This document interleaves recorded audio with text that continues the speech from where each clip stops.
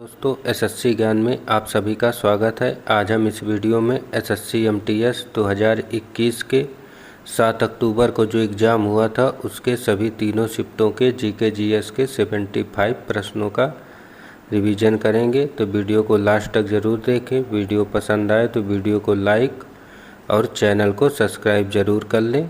और इस समय एसएससी एमटीएस के एग्ज़ाम में जो भी शिफ्टें बची हुई हैं उन सभी में प्रीवियस ईयर से हर एक शिफ्ट में ज़रूर प्रश्न पूछे गए हैं और पूछे जाएंगे। तो आप सभी लोग इन प्रीवियस ईयर के प्रश्नों को ज़रूर रिवीजन करें।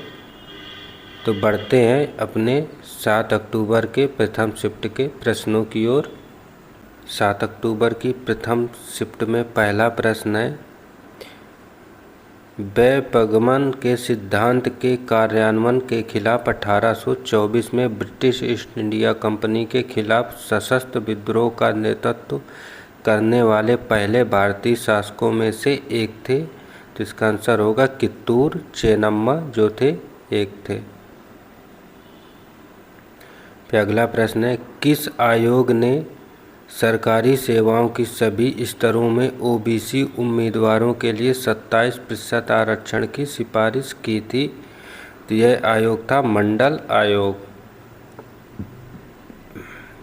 फिर अगला था, आर्थिक रूप से कमज़ोर वर्ग श्रेणी के अंतर्गत केंद्र सरकार की नौकरियों में 10% आरक्षण उन लोगों के लिए उपलब्ध है जिनकी पारिवारिक आय से कम है। तो इसका आंसर होगा 8 लाख रुपए से कम है। फिर अगला प्रश्न, कर्नाटक और तमिलनाडु के बीच जल बंटवारे के पुराने मुद्दे को हल करने के उद्देश्य से 1990 के जल विवाद न्यायाधिकरण से जुड़ी नदी कौन सी थी? तो यह विवाद था कावेरी नदी पर।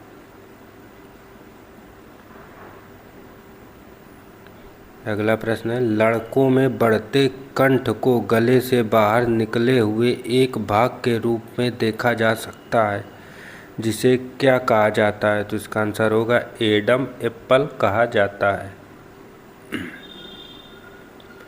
फिर अगला प्रश्न, उपभोक्ता संरक्षण अधिनियम 2019 के प्रावधान कब से प्रभावी हैं? तो इसका आंसर होगा 20 जुलाई 2020 से प्रभावी हुए थे।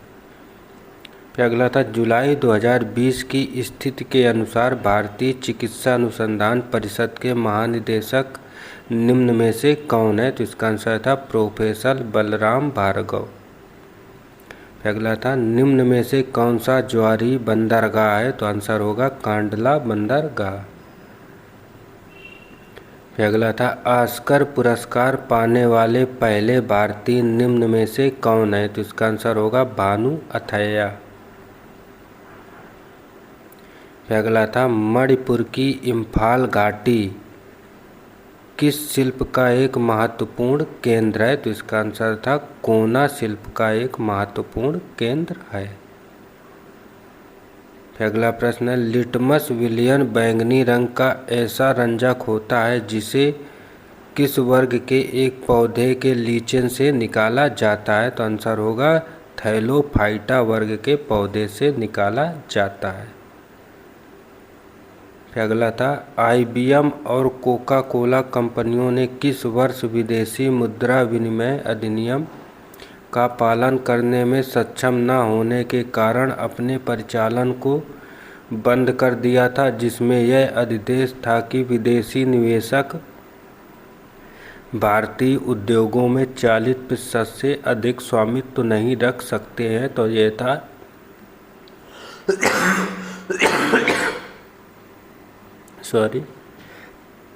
1977 का अधिनियम। फिर अगला था, किस समाज सुधारक ने वर्ष 1896 में पुणे में एक शैक्षिक संस्थान हिंदू विधवा गृह की स्थापना की थी? तो यह थे धोड़ो केशव कर्वे। अगला था, भारत में दूसरा सर्वाधिक महत्वपूर्ण धातुकर्म उद्योग कौन सा है? तो आंसर होगा एल्यूमिनियम। फिर अगला प्रश्न था, the best thing about you is you पुस्तक के लेखक कौन है? तो इसका आंसर होगा अनुपम खेर। फिर अगला था, निम्न में से किस टीम ने इंडियन सुपर लीग 2019-20 जीता है? तो इसका आंसर होगा एटीके फुटबॉल क्लब ने जीता है। फिर अगला था, निम्न में से कौन पृथ्वी के महाद्वीपीय द्रव्यमान के मुख्य खनिज घटकों में से एक है? तो आंसर होगा सिलिका। फिर अगला था, जून 2020 में अमित पंघाल और विकास कृष्ण को बॉक्सिंग के फेडरेशन ऑफ इंडिया द्वारा किसके लिए नामित किया गया था? तो आंसर होगा राजीव गांधी खेल रत्न पुरस्कार के लिए इन्हें नामित किया गया था। फिर अगला था, निम्न में से किस तत्व में किसी अवयव की उच्चतम ऊष्मीय चालकता और उच्चतम प्रकाश परावर्तन होता है? तो आंसर होगा चांदी पे होता है। और इस चिप्ट का अंतिम प्रश्न था, भारतीय सेना ने गोवा को पुर्तगालियों से कब आज़ाद कराया और उसे केंद्र शासित प्रदेश घोषित कर दिया था? तो यह था 1961 में इसे आज़ाद करवाया था। तो ये थे फर्स्ट शिफ्ट के 25 प्रश्न। वीडियो में लास्ट तक ज़रूर बने रहें। वीडियो को आप सभी लोग लाइक ज़रूर किया करें। आप सभी के लिए चुन के मैं वीडियो लेकर आता हूँ। बढ़ते हैं अपने सेकंड शिफ्ट के प्रश्नों की ओर। सेकंड शिफ्ट में पहला प्रश्न है, भारत सरकार के निम्नलिखित मंत्रालयों में से कौन सा मंत्रालय जून 2020 में स्थापित गरीबी कल्याण रोजगार अभियान के लिए एक नोडल मंत्रालय है? तो इसका आंसर था ग्रामीण विकास मंत्रालय। अगला था, निम्न में से कौन सा विश्व का सबसे बड़ा मैंग्रोव वन क्षेत्र है? तो इसका आंसर होगा सुंदरवन रिजर्व वन, जो पश्चिम बंगाल में पाए जाते हैं। अगला, कृत्रिम फाइबर आसानी से आग पकड़ लेते हैं, परंतु अग्निशमन कर्मियों की वर्दी को अग्नि प्रतिरोधी बनाने के लिए इस पर किस प्लास्टिक की कोटिंग की जाती है? तो इसका आंसर होगा मेलामाइन की कोटिंग की जाती है। फिर अगला है, निम्न में से किस ग्रह का कोई चंद्रमा नहीं है? तो इसका आंसर होगा शुक्र ग्रह। फिर अगला, निम्न में से किस टीम ने 1975 में पहला क्रिकेट विश्व कप जीता था? तो इसका आंसर होगा वेस्ट इंडीज ने जीता था। और अगर पूछे कभी भारत ने अपना पहला वर्ल्ड कप कब जीता था? तो यह 1983 में जीता था, कपिल देव की कप्तानी में। अगला है, जनसंख्या भूगोल की एक शाखा है? तो इसका आंसर होगा मानव भूगोल की एक शाखा है। अगला, भारतीय संविधान के निम्न में से किस अनुच्छेद ने 25 जनवरी 1965 के बाद भी आधिकारिक प्रयोजनार्थ अंग्रेजी के निरंतर उपयोग के लिए संसद को कानून बनाने का अधिकार दिया? तो आंसर होगा अनुच्छेद 343(3).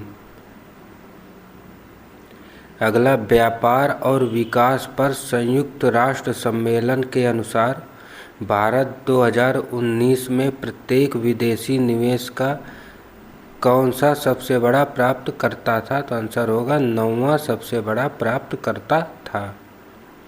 अगला होगा, शेरिंग लैंडोल जो पद्म भूषण 2020 पुरस्कार प्राप्त करने वालों में से एक थे, किस स्थान से संबंधित हैं? तो आंसर होगा लद्दाख से संबंधित है। अगला, निम्न में से कौन सा रोग कारक एड्स के प्रसार के लिए उत्तरदायी है? तो आंसर होगा विषाणु वायरस। अगला, प्रत्येक वर्ष 29 जून को किसकी जयंती के उपलक्ष्य में भारत का सांख्यिकी दिवस मनाया जाता है? तो आंसर होगा पीसी महालनोबिस की जयंती पर मनाया जाता है। अगला, निम्न में से कौन सी नदी बंगाल की खाड़ी में गिरती है? तो आंसर होगा महानदी। अगला होगा, निम्न में से कौन से दो राष्ट्र फीफा महिला विश्व कप 2023 की मेजबानी करेंगे? तो आंसर होगा ऑस्ट्रेलिया और न्यूजीलैंड। अगला होगा, अखिल भारतीय मुस्लिम लीग की स्थापना 1906 में निम्न में से किस स्थान पर हुई थी? तो आंसर होगा ढाका में हुई थी। अगला प्रश्न, पक्की मिट्टी टेराकोटा के मंदिरों के लिए प्रसिद्ध विष्णुपुर निम्न में से किस राज्य में स्थित है? तो आंसर होगा पश्चिम बंगाल में स्थित है। अगला, निम्न में से कौन सी कोशिकीय संरचनाएं प्रोटीन संश्लेषण के लिए उत्तरदायी होती हैं? तो आंसर होगा राइबोसोम। अगला, किशोरी अमोनकर का संबंध निम्न में से किस क्षेत्र से था? तो आंसर होगा भारतीय शास्त्रीय संगीत से था।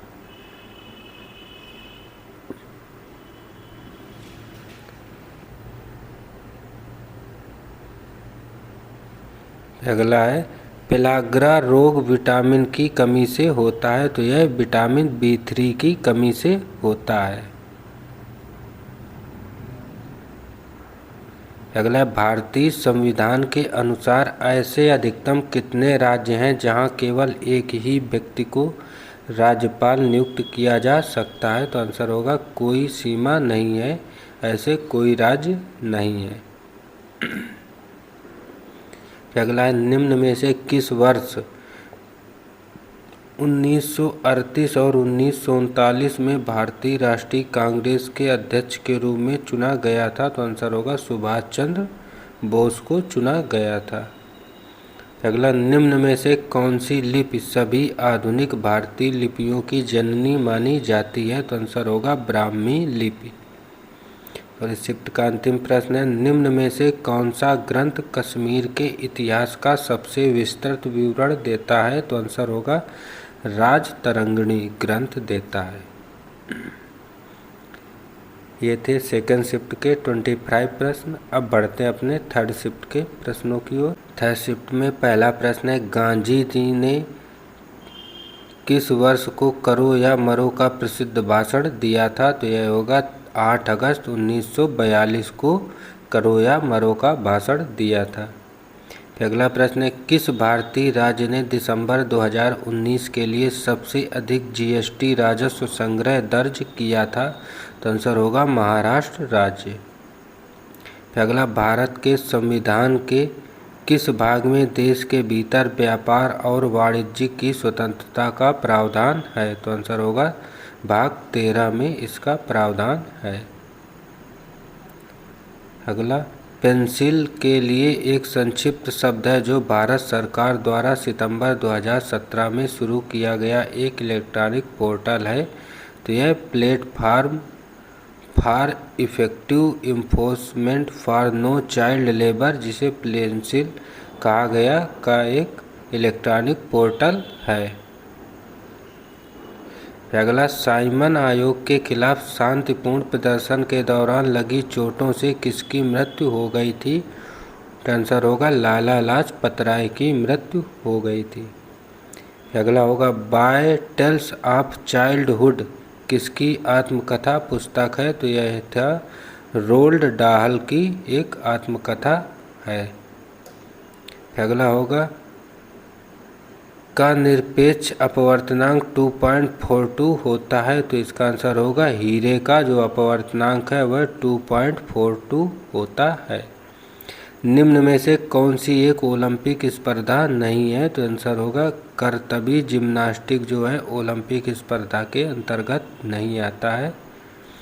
अगला है, राठवा नी घेर गुजरात की राठवा जनजाति द्वारा किस त्यौहार के अवसर पर किया गया एक नृत्य है? तो यह होली के त्यौहार पर किया गया एक नृत्य है। अगला, निम्न में से कौन सा बांध मध्य प्रदेश में स्थित है? तो आंसर होगा तवा बांध मध्य प्रदेश में स्थित है। अगला, किस बेसिन का लगभग 50% भाग महाराष्ट्र में स्थित है? तो आंसर होगा गोदावरी बेसिन। अगला प्रश्न, भारत में राष्ट्रीय राजमार्ग 1 निम्न में को शामिल करता है? तो आंसर होगा गंगा भागीरथी हुगली नदी का हल्दिया इलाहाबाद खंड को शामिल करता है जलमार्ग 1। अगला प्रश्न, पंडित मदन मोहन मालवीय को किस नारे को लोकप्रिय बनाने का श्रेय जाता है? तो आंसर होगा सत्यमेव जयते को। फिर अगला होगा निम्न में से कौन सा कथन गलत है। तो इनमें से यकृत बाईं ओर उदय के ऊपरी हिस्से में स्थित है, ये गलत है। फिर अगला निम्न में से किस सूक्ष्म जीव के कारण हैजा फैलता है। तो आंसर होगा जीवाणु या बैक्टीरिया के कारण फैलता है। अगला अवध किसान सभा का गठन किस वर्ष हुआ था। तो आंसर होगा 1920 ईस्वी में। अगला वर्ष 2001 से 2011 की अवधि के लिए भारत की चरघातांक की औसत वृद्धि दर कितने प्रतिशत थी। तो आंसर होगा 1.64%। अगला निम्न में से किस पर्यावरणविद को 2015 में स्टॉकहोम जल पुरस्कार से सम्मानित किया गया था। तो आंसर होगा राजेंद्र सिंह को। अगला माता पिता और वरिष्ठ नागरिकों के भरण पोषण तथा कल्याण अधिनियम 2007 द्वारा निम्न में से किसको बच्चों की परिभाषा में शामिल नहीं किया गया है। तो आंसर होगा अवयस्क बेटे को शामिल नहीं किया गया है। फिर अगला प्रश्न हर साल फरवरी में शिल्प ग्राम में मनाया जाता है। तो आंसर होगा ताज महोत्सव मनाया जाता है। फिर अगला प्रश्न सभी एसिड धातुओं के साथ अभिक्रिया पर कौन सी गैस उत्पन्न करते हैं। तो आंसर होगा हाइड्रोजन गैस। फिर अगला निम्न में से कौन सा महल तिरुवनंतपुरम में स्थित है। तो आंसर होगा कनककुट्टू पैलेस। और इस शिफ्ट का अंतिम प्रश्न जुलाई 2020 में इंग्लैंड की टेस्ट क्रिकेट टीम के कप्तान द्वारा निम्न में से किस क्रिकेटर को मिस्टर अतुल्य बताया गया था। तो आंसर होगा बेन स्टोक्स को। तो ये थे थर्ड शिफ्ट के 25 प्रश्न। अगर वीडियो पसंद आया हो तो वीडियो को लाइक और चैनल को सब्सक्राइब जरूर कर लें, जिससे आप सभी तक ऐसे ही जीके जीएस संबंधी वीडियो पहुंचते रहें। मिलते हैं अपने अगले वीडियो में, तब तक के लिए नमस्कार, जय हिंद।